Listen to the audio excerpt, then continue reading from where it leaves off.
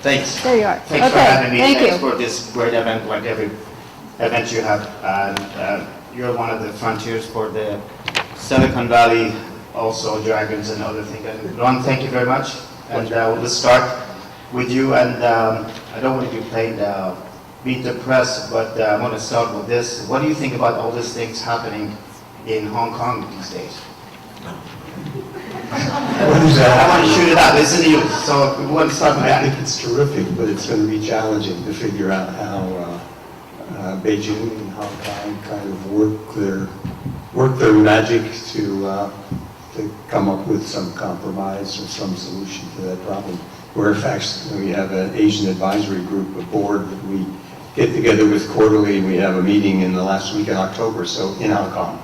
So we're kind of interested to follow what's happening and see if it affects us at all. Yeah, I'm just going to quote from the Winston Churchill and said, pessimist sees very difficult in every opportunity and optimist sees opportunity in every difficulty. So I think it's just going to pass by, and China is a big country, and I think we're going to go. But let's talk about your experience being in China, and recently you go with engines. How's your experience been working and getting to the market entry to China? Yeah, I just might start. You went from the very young to the very old, and you move from a guy who immediately, when you do a word association with engine, thinks combustion, doesn't think search. So I know I'm not in the mainstream in this group here, but it's fascinating because this is a dynamic technology created in the Silicon Valley over the last 30 years. And a semiconductor design engineer came up with an innovative solution for an internal combustion engine that is low cost, 50% better fuel economy, very dramatic reduction in greenhouse gases equivalent to that, and easily manufactured with conventional machinery. And it's an NEA Bessemer funded to change the world, frankly, particularly in emerging economies. And so we've started in India. There are 200 million engines made every year, $300 billion industry, and the excitement of electrics and fuel cells are on the fringe, frankly. 50 years from now, we'll still be driving. Most of these powertrains will be internal combustion engines. So the world has to change. China, India, Brazil, Indonesia, consumers are going to want their own cars. We're not going to deny that, and they better be damn more efficient than they are today.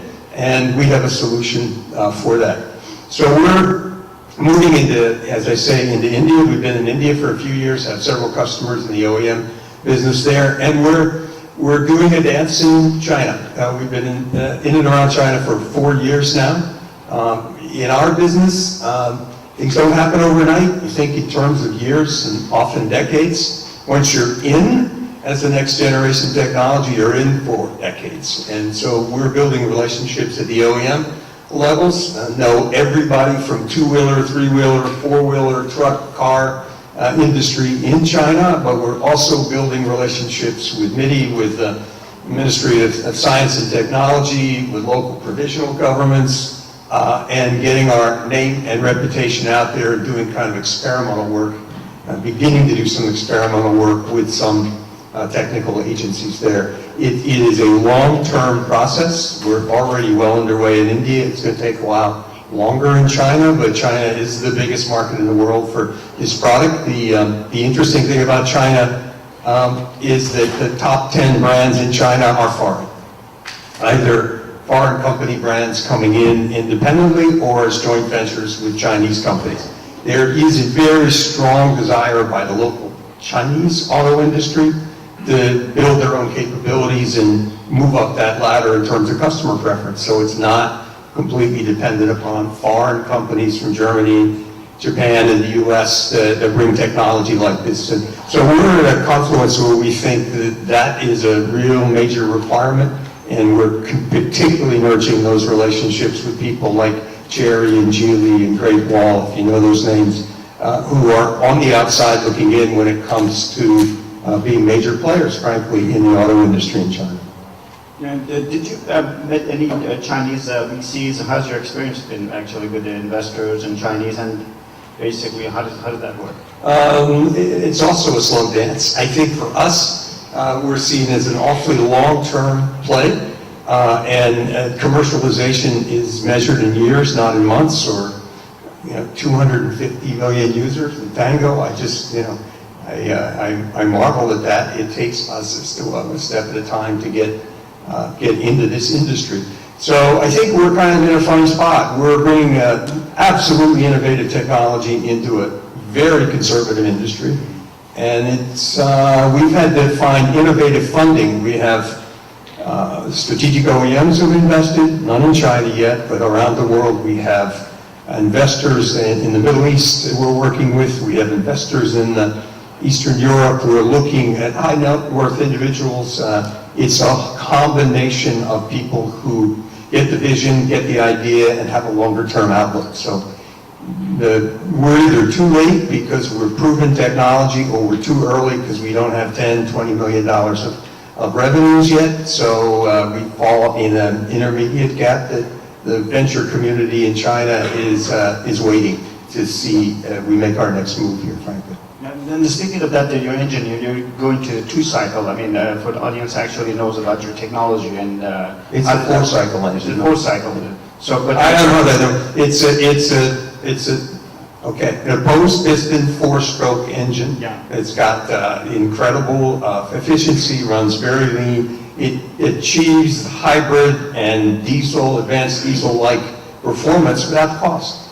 And that's why it fits in emerging markets, because they're fuel economy sensitive, but they're also very cost sensitive. So it's a big part of it as well. So the OEM factories in China, are they going to? Yeah, we're going to license the technology. We're not out to make engines. We're out to license the technology, sell our control systems with it, and bring this to market so that it can change the world. We can dramatically reduce greenhouse gases. We can dramatically reduce the use of petroleum in fossil fuels in the transportation industry. Because to me, after a 40-year career in and around this industry, this is the chance to give back. This is the chance to really make a difference for the next generation who's going to have to address these problems in one way or another. I think we've got a pretty good solution for them. So you see it as a long process, and going out there actually split the seats in the, taking advantage of it and working with a manufacturer actually. That's it, and we're in product plans and product programs in India with both